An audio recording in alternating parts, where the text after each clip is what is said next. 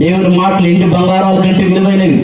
దేవుని మాటలు మరణించే వారిని బ్రతికించేటువంటివి. దేవుని మాటలు నిత్య జీవాన్ని ఇచ్చేటువంటివి.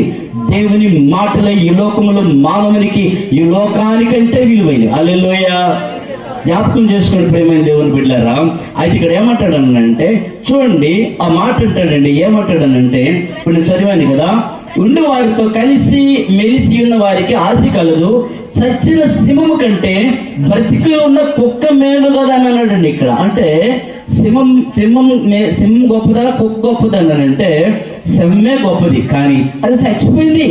ఈ లోకంలో అర్థం ఏంటంటే, ఈ లోకంలో నీకు ఎంత విలువన్నా, ఎన్ని బంగారాలున్నా, ఎన్ని బిల్డింగ్లున్నా, నువ్వు అధికారం కలిగి ఉన్నా, నీ ఆధ్యాత్మిక జీవితం చచ్చిపోయితే లోకానికి నువ్వు సింహమే కానీ నీకంటే కుక్కే మీరు చచ్చిన కుక్క. ఈ లోకంలో నీకు ఎంత ఘనతలు ఉండొచ్చు, ఎన్ని బంగారాలు ఉండొచ్చు, నిధుల మేడలు ఉండొచ్చు, పలుకుబడులు ఉండొచ్చు ప్రేమైన దేవుని బిడ్డలారా, ఈ లోకానికి నువ్వు సింహమే కానీ నువ్వు చచ్చావు. ఎటువంటి చావు తెలుసా? కుక్క చచ్చినటువంటి జీవితం లేదని బైబిల్ చెబుతుంది. అంటే ఆత్మీయ స్థితి లేనటువంటి వాడు ఈ లోకంలో ఎంత ఉన్నతంగా ఉన్నా వాడు అని బైబిల్ చెప్తుంది, వాడు చచ్చిన కుక్కతో సమానుడు అని చెప్తుంది ప్రేమైన దేవుని బిడ్డలారా. అయితే దీన్ని ఎవరు గ్రహిస్తారు? ఎవరు అర్థం చేసుకుంటారు? మీరు అర్థం చేసుకుంటారా? మీరు అర్థం చేసుకోరండి. మీరు తెలుసుకుంటారా?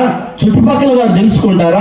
అర్థం చేసుకోరు. ఏమంటారంటే ఆ పోయేసాలు అంటారు. ఒక రోజుకి ఏమిటో ఇప్పుడు నేను చెప్పే మాట రోజు అర్థమవుతాయి ప్రేమైన దేవుని బిడ్డలారా. ఆ రోజు ఏమీ చేయలేము కదండి.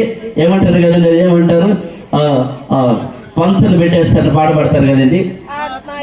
ఆత్మ వెళ్ళగా, నీ పేరు ఆత్మ వెళ్ళిపోతే నీ పేరు శవం.